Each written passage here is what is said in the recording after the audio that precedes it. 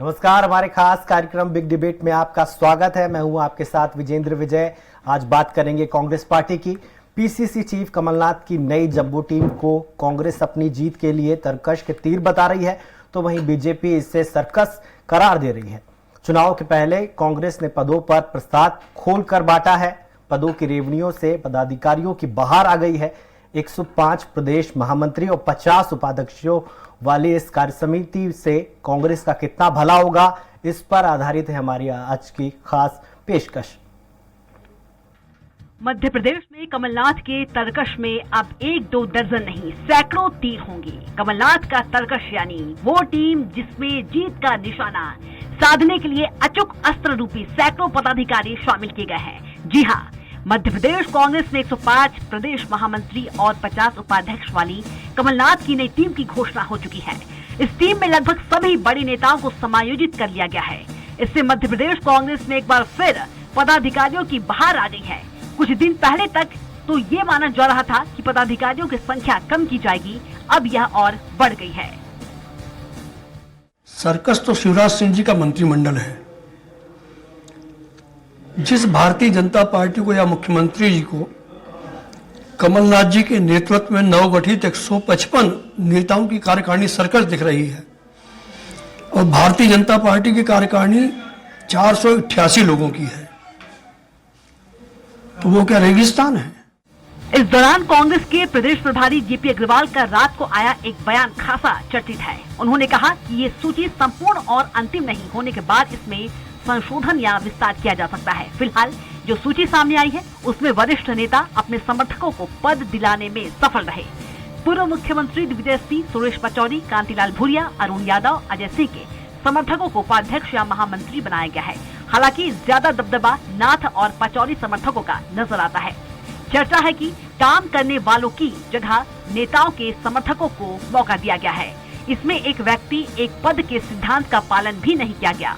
इधर सीएम शिवराज ने इसे सर्कस की टीम करार दिया है, तो बीजेपी प्रदेश अध्यक्ष वीडी शर्मा ने भी नई टीम पर व्यंग छोड़े हैं।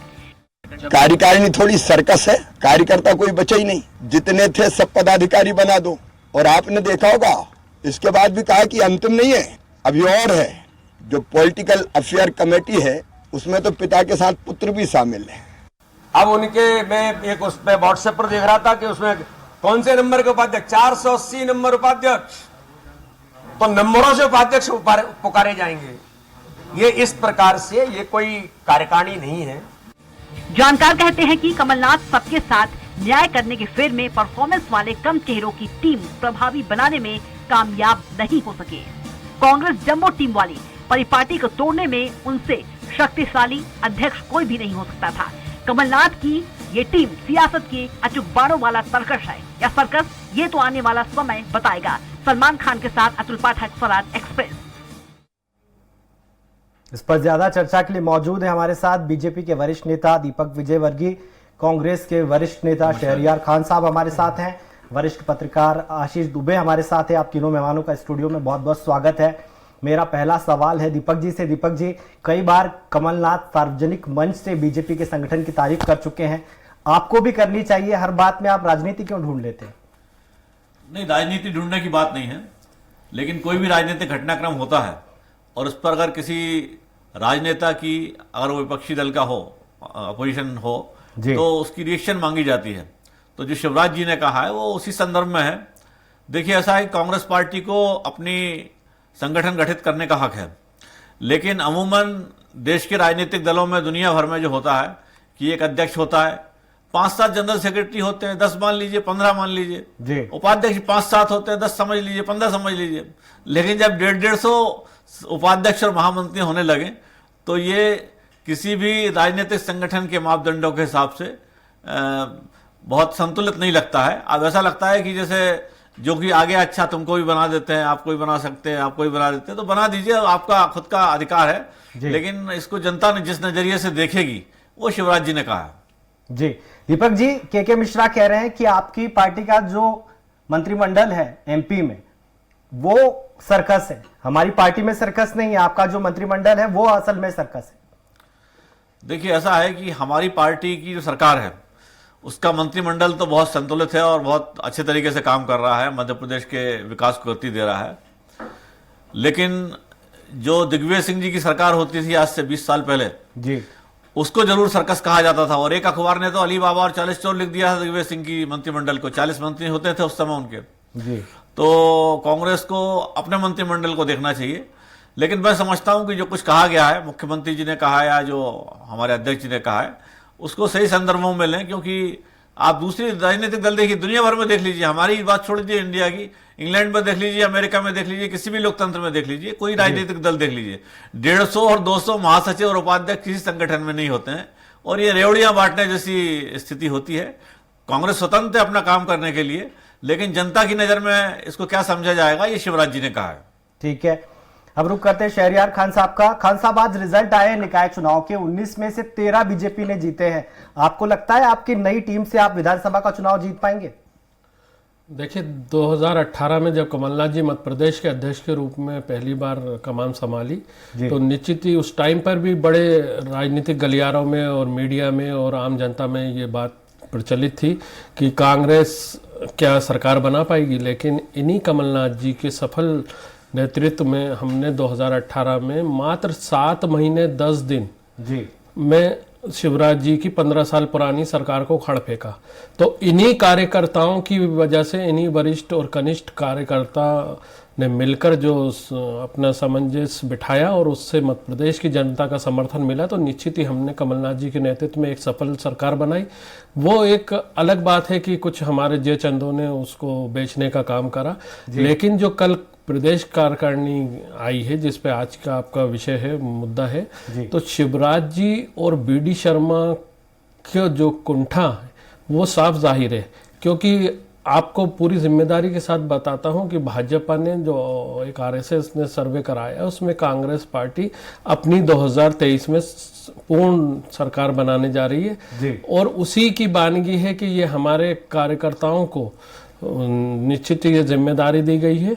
लेकिन उससे पहले शिवराज जी, आपको भी अपने गिरेबान में झांकना चाहिए। आपकी प्रदेश कार्य समिति शायद आपको मालूम नहीं है, या हमारे मित्र विजय वर्गीय जी बैठे हैं, 488 लोगों की है, हमारी तो मात्र 155 लोग हैं। और उसमें इनके पेट में जो दर्द हो रहा है, वो दर्द ये कार्य समिति नहीं है, वो दर्द वो सर्वे है जिसमें इनके खिलाफ जो मत आ रहा है, निश्चित ही वो कमलनाथ जी के सफल नेतृत्व की वजह से आ रहा है।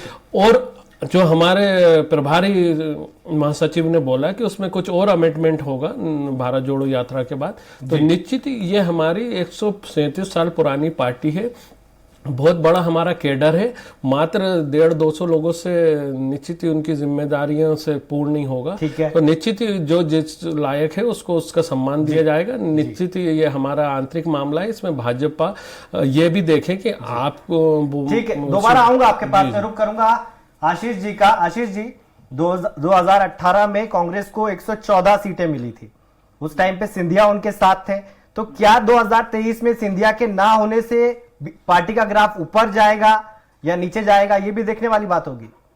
हाँ बिल्कुल, ये भी देखने वाली बात होगी। लेकिन अभी जो स्थितियां हैं उसमें अभी इसका आकलन नहीं किया जा सकता है कि सिंधिया का कितना असर होगा या नहीं होगा। लेकिन ये निश्चित तौर पे है कि भाजपा सिंधिया को अगर अपनी पार्टी में लेकर आई है तो उनका अभी अधिकतम उपयोग होना बाकी है जी। तो वो उपयोग जो है विधानसभा चुनाव है, वहां पर सिंधिया का जो असल असर जो होगा, असल असर वो समझ में आ सकता है। लेकिन अभी जो कार्यकारिणी की जहां तक बात है, अभी जो नई कार्यकारिणी बनी है, ये नई कार्यकारिणी में वाकई में संख्या बहुत ज्यादा है। और इसके पहले भी जब कार्यकारिणी थी तो 1,500-2,000 लोगों की पदाधिकारियों की संख्या बताई जाती थी। हालांकि कभी पीसीसी ने उसको साफ नहीं किया कि कितने पदाधिकारी थे।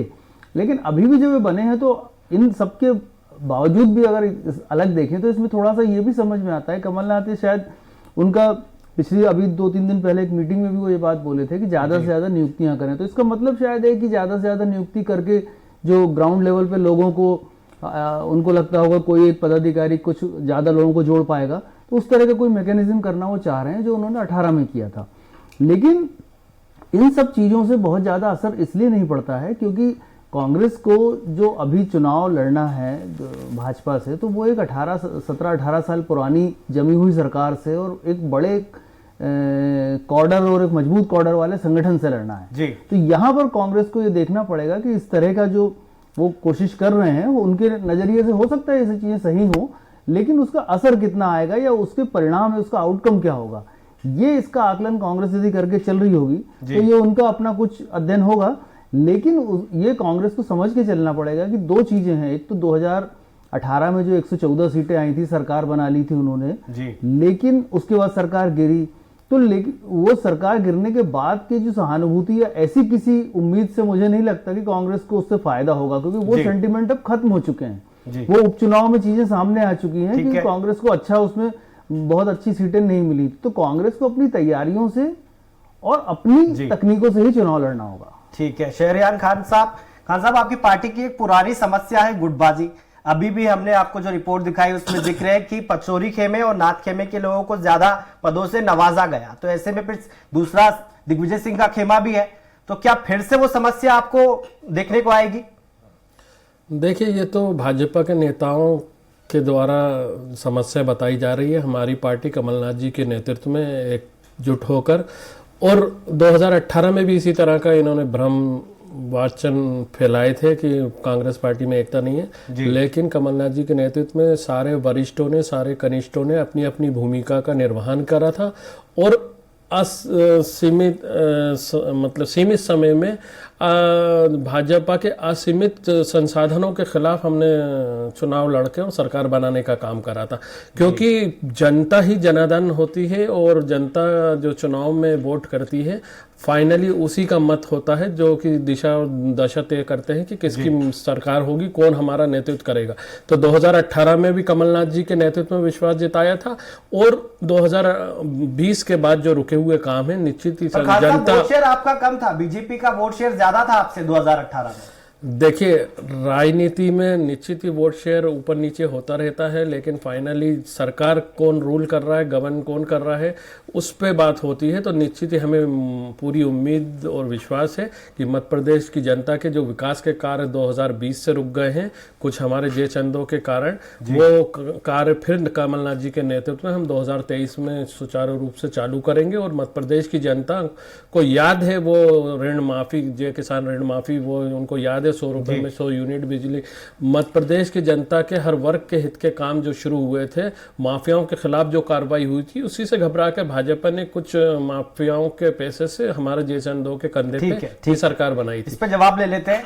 दीपक जी कह रहे हैं कि आप जयचंद के साथ मिलकर आपने सरकार बनाई है, आपका संगठन बहुत अच्छा है, निष्पक्ष तरीके से काम करता है, अभी एक एक्सटेंशन मिला है जेपी नड्डा साहब को, कोई चुनाव नहीं हुआ और एक्सटेंशन मिल गया, तो आप कांग्रेस पर कैसे सवाल उठा सकते हैं फिर? देखिए, ऐसा है कि हम जो हमारा बहुत सिस्टमेटिक काम होता है, और इस समय हम नहीं चाहते कि चुनाव की परिस्थितियां हैं, तो चुनाव का समय ही नहीं है, क्योंकि 3 महीने बाद कर्नाटक के चुनाव है, उसके बाद मध्य प्रदेश, राजस्थान, छत्तीसगढ़ के चुनाव है, और उसके बाद लोकसभा चुनाव है। तो लिहाजा एक्सटेंशन दिया गया है, और ये हमारा केंद्रीय संसदीय मंडल होता है जिसमें हम ये सारी चीजें तय करते हैं। तो संसदीय बोर्ड ने सारी चीजें तय की हैं, और ये कोई रेवड़ी बांटने वाला काम नहीं है, ये पार्टी की जरूरत के हिसाब से है कि पार्टी की जरूरत के हिसाब से कार्यकर्ता को जिम्मेदारी दी जाती है, लेकिन बिना किसी मेरिट के, बिना किसी आधार पे तुम भी आ जाओ महामंत्री बन जाओ, तुम भी आ जाओ उपाध्यक्ष बन जाओ, ऐसा केवल कांग्रेस में हो सकता है।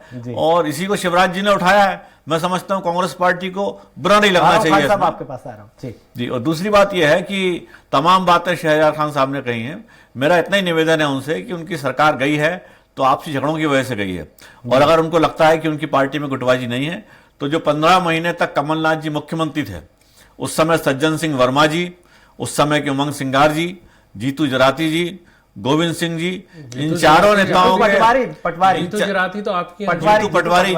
पटवारी जी, इन चारों नेताओं के बयान पढ़ लीजिए, आपको मालूम पड़ जाएगा कौन किस पे हमला कर रहा है। आपस में एक दूसरे को हमला कर रहे थे, चारों गुट एक दूसरे पे लगे हुए थे। ठीक है। और उसी की वजह से कांग्रेस पार्टी की सरकार गिरी। जनता के बीच जब ये लोग गए तो कांग्रेस के सारे कैंडिडेट हार गए और भारतीय जनता पार्टी के जीते। जाहिर है कि 2018 में जो एक बार काट की हांडी चढ़ गई थी, अब वो बार बार नहीं चढ़ती है। जनता ने देख लिया है कि झूठ बोलते हैं, मैनिफेस्टो भी गलत बोलते हैं, और जो कुछ बात करके जाते हैं वो पूरा करते नहीं है। राहुल गांधी बोल के गए थे 10 दिन में सारा कर्ज माफ हो जाएगा, वो 15 महीने में कुछ नहीं कर पाए। तो इसलिए इन सारी बातों का कोई मतलब नहीं है। कांग्रेस पार्टी पूरी तरह खारिज की जा चुकी है। दीपक जी जवाब ले लेते हैं। खान साहब, सारे आरोप आपने सुने, आपके जो वचन पत्र को सीएम कह रहे हैं कि वो तो ढोंग पत्र है, जनता विश्वास नहीं करेगी उस पर। देखिए, यही भाजपा और शिवराज जी की परेशानी है कि जनता ने 2018 में भी हमारे वचन पत्र के 972 बिंदुओं पर विश्वास करा था और कमलनाथ जी के नेतृत्व में सरकार बनाई थी। और जो मेरे मित्र बोल रहे हैं कि किसान ऋण माफी, ये भाजपा की वर्तमान शिवराज सरकार ने ही विधानसभा के पटल पे स्वीकार करा है कि 26 लाख लोगों के ऋण माफ हुए हैं। ये हम नहीं बोल रहा है, ये सरकारी आंकड़ा है और विधानसभा का ये डॉक्यूमेंट है।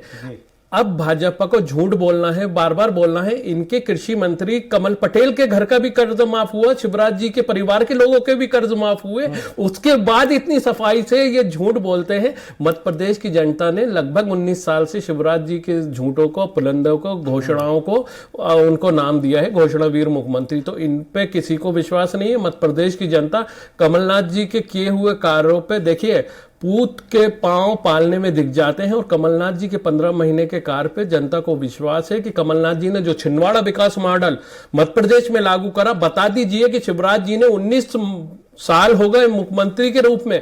बुधनी विधानसभा का कंपैरिजन छिंदवाड़ा लोकसभा से कर लीजिए, किसी भी पैमाने पे किसी भी एजेंसी से करा लीजिए। शिवराज जी को खुद ना शर्म आ जाए तो बोलिएगा कि, और मैं मध्य प्रदेश की जनता से भी आह्वान करता हूं कि आपको अगर विकास देखना है तो छिंदवाड़ा में जाके देखिए कि एक सांसद के रूप में, एक केंद्रीय मंत्री के रूप में कमलनाथ जी ने वहां जो विकास करा था, उस विकास को अवरोध करने का भाजपा ने 2020 में षड्यंत्र रचा है।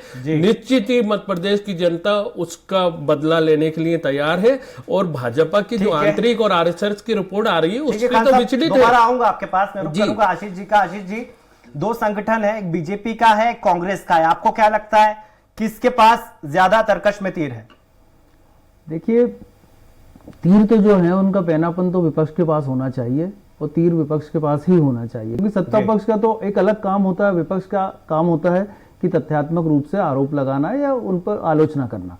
तो तीर होने चाहिए। लेकिन अब जब ये सामने चीजें आएंगी, क्योंकि ये चुनाव का जो पूरा माहौल है या जो मोमेंटम है, मुझे लगता है होली के आसपास से शुरू होगा, एक आध 1.5 महीना अभी इसमें और लगेगा, तो ये चीजें ज्यादा स्पष्ट रूप से सामने आएंगी। क्योंकि राहुल गांधी की जो इनके प्रभारी हैं जेपी अग्रवाल, उन्होंने भी कहा है कि भारत जोड़ो यात्रा खत्म होने के बाद मध्य प्रदेश में भी अभी बहुत सारा संशोधन, विस्तार, निरस्तीकरण और सब चीजें होंगी जो उन्होंने कहा है। तो ये संकेत है पहला कांग्रेस की तरफ कि फरवरी मार्च से कांग्रेस में बहुत सारे नए सीन सामने आएंगे, मध्य प्रदेश के संदर्भ में ही सामने आएंगे। जो मेरा भी आकलन कहता है कि अभी जो स्थितियां हैं वो बहुत सारी बदलेंगी, बहुत सारे कुछ वाइल्ड कार्ड एंट्री भी होंगी, कुछ चीजें और भी बदलेंगी। और इसी तरह भाजपा में भी ये बात अगले 1-2 महीने में काफी तेजी से बदलेगा घटनाक्रम, क्योंकि भाजपा ने देखिए अभी एक प्रयोग को सिरे चढ़ाने की कोशिश की है कि वो नए चेहरों को उतारना चाहते हैं एंटी इनकम्बेंसी को रोकने के लिए। ये प्रयोग गुजरात में भी हुआ है और स्वाभाविक रूप से होता है। नगरीय निकाय के अब जो मेन चुनाव हुआ था कुछ महीने पहले, उसमें प्रयोग भाजपा कर चुकी है। बहुत अच्छी सफलता नहीं मिली, लेकिन उस प्रयोग की राह पे वो भाजपा चल पड़ी है। तो ये प्रयोग जब होंगे तो भाजपा के अंदर भी निश्चित तौर पर उथल पुथल होगी। और कांग्रेस में जब कोई चीज नई होगी, नए लोग आएंगे, नए लोग जुड़ेंगे और भी कुछ हाईकमान से नए दिशा निर्देश चलेंगे, तो यहाँ भी उथल पुथल होगी। तो ये पूरा जो कांग्रेस और भाजपा के बीच में जो पूरा जो सीन है अगले 1-2 महीनों में बहुत सारी परिस्थितियां के साथ सामने आएगा। जो फेरबदल किया गया है कांग्रेस में, आपको क्या लगता है उस सामाजिक समीकरण को साधा गया है उसमें, या सिर्फ रेवड़ी बांटी गई है? देखिए, वो तो अभी तो ऐसा लगता है कि एक नेटवर्किंग बढ़ाने के लिए ज्यादा से ज्यादा पदाधिकारी बनाए गए। ये अलग बात है कि उसमें जो संतुलन होना चाहिए, जैसे कांग्रेस का साफ तौर पे कांग्रेस का एक नेचर है कि वो गुटी तकाजों से ही चलती है, इलाकेदारी से चलती है। उनके नेता उस तरह से अपने इलाकेवार कवर करके उसको कांग्रेस को ताकत देते हैं। तो उस नजरिए से देखा जाए तो अभी बहुत जो गुट हैं कांग्रेस के, 3, 4, 5 बड़े गुट हैं, इस कार्यकारिणी में वैसा गुटी संतुलन नहीं दिखता। बाकी सामाजिक संतुलन तो यूं माना जा सकता है कि जो भी पदाधिकारी हो समाज के हिस्से हैं तो अपने हिसाब से जो भी नेटवर्किंग कांग्रेस को दे सकते हैं। लेकिन अभी जो जैसा मेरा मानना है कि अभी जब अगले 1-2 महीने में इस कार्यकारिणी का शेप चेंज होगा और बीजेपी में भी कुछ नए घटनाक्रम बनेंगे, तब जाकर ये चुनाव का जो सही चीज सामने आएगी कि किस तरकश में ज्यादा तीर हैं और किसके तीर में ज्यादा पैनापन। जी ठीक है, दीपक भाई का रुख करूंगा। दीपक भाई, बीजेपी को चुनौती दे रही है कांग्रेस पार्टी के पीसी शर्मा बोल रहे हैं कि 174 सीटें वो जीतने जा रहे हैं 230 में से। आपको नहीं लगता है कि कुछ ज्यादा बड़ा फिगर दे दिया उन्होंने? देखिए, सपने देखने से और खास तौर से मुंगेरी लाल को हसीन सपना देखने से कोई नहीं रोक सकता। तो कांग्रेस पार्टी जिसकी 74 सीट लेने की स्थिति भी नहीं है, वो 174 के 274 का दावा कर सकते हैं, हमें कोई दिक्कत नहीं है उससे। लेकिन जनता कांग्रेस के 2018 के बाद सरकार जो बनी थी उसके घटनाक्रम से बहुत व्यथित थी, और उसका जवाब जो उपचुनाव हुए थे 27 विधानसभा क्षेत्रों में, उनमें जनता ने दे दिया है। जनता के बीच वही माहौल है, और भारतीय जनता पार्टी इस बार 200 से ज्यादा सीटें हासिल करेगी। कांग्रेस पार्टी किसी मुकालते में रहे, और अब चूंकि कांग्रेस पार्टी में कमलनाथ जी सीट खाली नहीं करना चाहते, अपनी अध्यक्ष बने रहना चाहते हैं, तो बार बार दिल्ली में भरवा रहे कि मैं बनवा दूंगा, तो ठीक है, और तो 6-8 महीने बने रह सकते हैं अध्यक्ष जी। ठीक है। शहरयार खान साहब आपकी पार्टी के नेता है राहुल गांधी, वो भारत जोड़ो यात्रा निकाल रहे थे और गोवा में जो है आपके विधायक टूटकर बीजेपी में चले गए। ऐसा ना हो कि इस जो लिस्ट आई है उसके बाद कई लोग नाराज होकर बीजेपी में चले जाएं। देखिए, अगर आपके दिल में कोई खोट है और पार्टी में अगर आपकी उम्मीद के अनुरूप आपको कोई चीज़ नहीं मिल रही जी, और आप पार्टी के आइडियोलॉजी के साथ नहीं है दिल से, तो निश्चित ही अपने तात्कालिक स्वार्थ के लिए ऐसे जयचंद हमारे पहले भी गए हैं, और भविष्य में मैं नहीं कह सकता कि ये रुकेगा या रुक सकता है। ये भाजपा में भी होता है और कांग्रेस में भी होता है। मगर हमको खुशी इस बात की है कि कांग्रेस इतना बड़ा महासागर है जिसमें से भाजपा बाल्टियां निकालती रहती है और हमको कोई फर्क नहीं पड़ता। हमारे पास और ग्रोथ और अच्छे कमिटेड कार्यकर्ता हैं जो कि अपनी भूमिका का निर्वहन करता है। इनका परेशानी ये है, अब मैं आपको खुल के बता दूं, आरएसएस के सर्वे में अगर आज की डेट में चुनाव होते हैं तो इनको 50 सीटें बता रहे हैं, तो ये लोग खुद इसलिए आंतरिक रूप से परेशान है। तो क्या है कि कांग्रेस के चूल्हे पे ही अपनी रोटियां सेक कर अपना बचा हुआ टाइम गुजारने की बात कर रहा है। क्यों नहीं ये बताते कि जो कमलनाथ जी ने 26 लाख किसानों के ऋण माफ करे थे, तो उसके बाद के बचे हुए किसानों को आपने क्यों नहीं ऋण माफी का फायदा दिया जी? आप क्यों नहीं बताते जो कमलनाथ सरकार में 100 रुपए में 100 यूनिट थी, तो आपकी सरकार आते से 3 से 5,000 और 10,000 तक गरीबों पे बिल बांटे गए। पूछती है कि आपने संबल योजना क्यों बंद कर दी, किसानों गरीबों के हक में थी। बिल्कुल बता रहा हूं, जो आज भाजपा में महेंद्र सिसोदिया मंत्री बने हुए हैं, उन्हीं के नेतृत्व में कमेटी थी जिसने की लगभग 59 लाख उन भाजपा कार्यकर्ताओं को जो इनकम टैक्स पेयर थे उस संबल योजना का फायदा मिल रहा था। तो कमलनाथ जी ने मध्य प्रदेश की जनता की गाड़ी कमाई में उसमें पाइप में बैंड लगाया था, जिससे भाजपा परेशान और व्यथित हुई। तो भाजपा जो भी स्कीम बनाती है जनता के नाम पर, उसका सीधा फायदा भाजपा अपने कार्यकर्ताओं को दिलाती है। अब जो 80 करोड़ देश में खाद्यान्न की बात हो रही है, उसमें भी मध्य प्रदेश में जो आंकड़े आए थे, भाजपा के नेताओं के ही घर में वो अनाज गरीबों का निवाला जा रहा था, और उसको कमलनाथ सरकार ने आके दुरुस्त करने का काम करा था। उसके बाद जैसे ही फिर वो सरकार गिराई तो फिर वो चालू हो गया। तो ये मध्य प्रदेश की जनता की गाड़ी को अलग विभिन्न योजनाओं का जामा पहनाकर उसको इनडायरेक्ट अपने कार्यकर्ताओं के घर तक पहुंचाने का काम करते, और ठगी और उजड़ी हुई जो मध्य प्रदेश की जनता है वो तो फिर से ठगी हुई महसूस अड्डा बना दिया था आपकी सरकार ने वल्लभ भवन को। बिल्कुल वही मैं कह रहा हूं कि शिवराज जी जो आज जिस मंत्रालय में बैठे हैं, आज वहीं पर वो दलाली का अंडा फल फूल रहा है, सिर्फ बोल के। क्योंकि हमारे मुख्यमंत्री तो घोषणा भी रहे, अगर जब तक आपकी बात अरे बिल्कुल मुस्कुराएंगे, क्योंकि चोर अपनी चोरी को हंस के ही दबाता है, लेकिन जांच नहीं कराते। आप बताइए आज तक जितनी जांचें जो कमिट करने के लिए इन्होंने वादे करे, उसका क्या रिजल्ट आया? कहीं नहीं आया। जवाब ले लेते हैं, क्योंकि भाजपा माफियाओं के साथ, लुटेरों के साथ, ठगों के साथ और ऐसे मध्य प्रदेश की जनता के गाड़ी कमाई को लूटने वालों के साथ रहती है, जो कि बाद में चुनावों में भाजपा के फंडर होते हैं। जी ठीक है।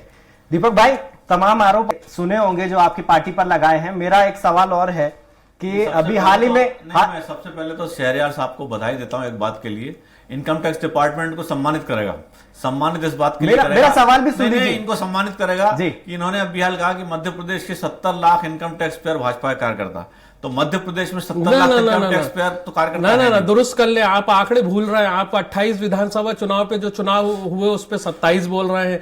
आपको अपने कार्य समिति का आंकड़ा नहीं मालूम। अभी मैंने बोला कि 59 लाख जो 59 संबल योजना में थे उसमें से 13 लाख भाजपा के इनकम टैक्स पेयर लोग थे, तो इसलिए कमलनाथ जी ने उस योजना को रोका। आप पहले पढ़ लिख कर अपने आंकड़े दुरुस्त करके आइए मेरे मित्र। यही फर्क है कांग्रेस में और भाजपा में। आप रटी रायटाई और सुनी सुनाई बातों को करते हैं। हम लोग लिख पढ़कर जो जनता के साथ ठगी हुई है उसके आंकड़े मध्य प्रदेश में पेश पहली बात करते हैं। उनको बोलने दीजिए दीपक जी। मेरा इनसे आग्रह है, फिर भी इनकम टैक्स डिपार्टमेंट इनका सम्मान करेगा कि धन्यवाद। 13 लाख धन्यवाद। पहले तो 13 lakh income tax payer Madhya Pradesh में है नहीं। दूसरी बात यह है कि सारे के सारे income tax payer Bharatiya Janata party के हैं, तो इस मतलब कांग्रेस पार्टी के लोग केवल भीख मांगने का काम करते हैं क्या? वही मैं कह रहा हूं ना, लूटने का काम जो करता है तो इनकम टैक्स भी लुटेरा ही दे रहा है। बार बार एक सर्वे आप का बताइए ना, कर रहे हैं। आप बताइए ना। खैर यार, आप सब आपकी पूरी बात हो गई ना। आप बताइए जो लूटने का काम कर रहा है वही इनकम टैक्स दे रहा है। आपको बात करने का मौका इधर आपने 100 रुपए की चोरी भाई, करी। मेरा एक छोटा सा सवाल है अपने आपसे टर्न पे कि बोलिए, आप बीच में interrupt सिंधिया मत करिए। कोई तोप नहीं है, ये कमलनाथ जी ने कहा है। तो कमलनाथ जी ने कहा है वो सिंधिया आपकी पार्टी में है, तो ऐसी तोप जो किसी काम की नहीं है आपने अपनी पार्टी में क्यों रखी हुई है? नहीं, पहली बात देखिए वो तो फ्यूज तोप है। वो तो 2019 में अपना लोकसभा नहीं बचा पाए। 57 साल में जब कांग्रेस में रहे तब उन्होंने वहां पर ग्वालियर अंचल में महापौर चुनाव नहीं जिता दीपक पाए। भाई को बोलने दीजिए। दीपक भाई, महापौर नहीं जिता पाए, तो ऐसी फ्यूज तोप को भाजपा लेके खुश हो रही है तो हो ही है, अपने गले का हार बनाइए। और उपचुनाव जो हुए जब फौरन उनके हटने के बाद, आपसे अनुरोध है मेरा, दीपक जी को बोलने जी दीजिए जी सर। मैं एक बात और जोड़ दूं फिर दीपक जी बोले। जब ग्वालियर चंबल संभाग के वो स्वभू नेता और महाराज हैं, तो उपचुनाव में 9 सीटें कांग्रेस ने उसी चंबल से उनकी नाक के नीचे से निकाली थी, तो काय के स्वभू। अभी हमने महापौर अपने मुरैना और ग्वालियर जिताए, तो काय के जवाब सुन लीजिए जी दीपक भाई। देखिए, पहली बात तो मेरा निवेदन ये है शहर खान साहब से कि कांग्रेस का फोरम नहीं है जी। एक फोरम पे अपनी डेमोक्रेटिक तरीके से बात की जानी चाहिए और ना तो किसी को इंटरप्ट तो करना आप ही चाहिए। के ये क्या आंकड़ों को तरीका दुरुस्त कर है? ये क्या रहा हूं। तरीका है? ये क्या मैं तरीका? आप ही के अरे आपका आंकड़ों को टर्म आए दुरुस्त तब कर करिए, रहा हूं। आप जब आपका नंबर आए तब करिए। अरे ये तो आप तरीका नहीं आप होता। अगर आंकड़े ये सही तरीका नहीं होता बातचीत का यार। तो ये मध्य बातचीत प्रदेश का की तरीका थोड़ी जनता होता को है। बताना पड़ेगा ये कि आप बातचीत का तरीका नहीं होता। झूठे बोल रहे हैं। कांग्रेस पार्टी आप थोड़ी है यार। आंकड़े भी झूठे बोल रहे हैं। आपकी परेशानी का सबब है कि आप झूठ बोल के झूठ की मशीन शिवराज जी ने ऐसे हर कार्यकर्ता को बना दिया कि वो मध्य प्रदेश के असली आंकड़ों को भी झुटलाते हैं। जो सदन में के पटल पे रखे 26 लाख किसानों के ऋण माफी, उसको भी झुटलाते हैं। तो भैया मेरा ये दायित्व है विपक्ष के नाते कि मैं मध्य प्रदेश की जनता को गुमराह नहीं होने दूंगा, उनको सही आंकड़े बताऊंगा। आप झूठ बोलेंगे तो मैं उसको दुरुस्त करूंगा। ये मेरे ड्यूटी है, संवैधानिक ड्यूटी है। विपक्ष में हमको बिठाया है। लास्ट कमेंट, वक्त की कमी, लास्ट कमेंट दीपक भाई अपनी बात पूरी कीजिए। नहीं, मुझे बात नहीं करनी ऐसे जिनको तरीका ही नहीं है डेमोक्रेटिक तरीके से बात करने का। आप इसलिए सही विधानसभा आंकड़े जनता ने बाहर कर दिया, विधानसभा से लोकसभा से। अरे राहुल गांधी को बाहर कर दिया जे- क्योंकि जे- इतने बदतमीज लोगों को, अरे जे इतने चंदो बदतमीज के लोगों को विधानसभा चक्कर में भेजा मत कौन? खुश होइए, जे चंदो के कंधे में मत खुश होइए। जिनको किसी डेमोक्रेटिक फोरम पे बैठा अरे है, विधानसभा में भेजा कौन? अरे आप बात कर रहे हैं डेमोक्रेटिक। राहुल गांधी को बाहर कर अरे दिया इसलिए। नाथूराम ऐसे- गोडसे के ऐसे- वंशज ऐसे- बोल रहे ऐसे हैं। जोकरों की जरूरत नहीं है राजनीति में। नाथूराम गोडसे के वंशज बोल रहे हैं संवैधानिक तरीके। ऐसे जोकरों की जरूरत शर्म नहीं है, आना जिनको चाहिए आपको बोलते हुए। पॉलिटिकल जिम्मेदारी नहीं मालूम। अरे आपको शर्म आना चाहिए। जो नाथूराम गोडसे के वंशज हैं उनको इंडोर्स कर रहे हैं, उनके मंदिर बनवा रहे हैं और आपकी सरकार उस पर। आशीष भाई एक क्लोजिंग रिमार्क आपसे चाहता हूं मैं। क्या लगता है आपको 2023 में जो पार्टी का संगठन है कांग्रेस का, वो कुछ कमाल कर दिखाएगा या नहीं? आशीष भाई आपसे। देखिए, कांग्रेस के संगठन को कमाल करने के लिए बहुत सारे प्रयास करने होंगे। एंटी कांग्रेस में इनकम्बेंसी को भुना पाएगा कि नहीं सर? जी, एंटी इनकम्बेंसी को कांग्रेस पार्टी भुना पाएगी? ये कांग्रेस ने 2018 में कोशिश की थी, काफी हद तक कामयाब हुई थी। इस बार कांग्रेस के पास से मौका है, लेकिन कांग्रेस को सोचना होगा कि कांग्रेस को सिर्फ बीजेपी की शिवराज सरकार से भर मुकाबला नहीं करना है, बल्कि केंद्र की जो सरकार है, जो एक फेस है, प्रधानमंत्री का फेस है, और दूसरे जो उनका अपना जो मजबूती है पार्टी की, उनसे मुकाबला करना है। सही बात है, उन सबके कांग्रेस साथ के मुकाबला सारे करना है। आपका लोगों को बहुत बहुत एक करना शुक्रिया होगा। स्टूडियो में आने के लिए। दीपक भाई आपका बहुत बहुत शुक्रिया, खान साहब आपका बहुत बहुत शुक्रिया, आशीष जी आपका भी बहुत बहुत शुक्रिया। कमलनाथ कई बार सार्वजनिक मंच से बीजेपी के संगठन की तारीफ कर चुके हैं। ऐसे में अब देखना होगा कि कमलनाथ की जंबू टीम के तीर निशाने पर लगते हैं नहीं, क्या पार्टी का इससे नफा होगा या नुकसान, ये तो चुनाव के नतीजों के साथ ही तय होगा। हमारी खास चर्चा में इतना ही। तमाम खबरों के लिए देखते रहिए स्वराज एक्सप्रेस। नमस्कार।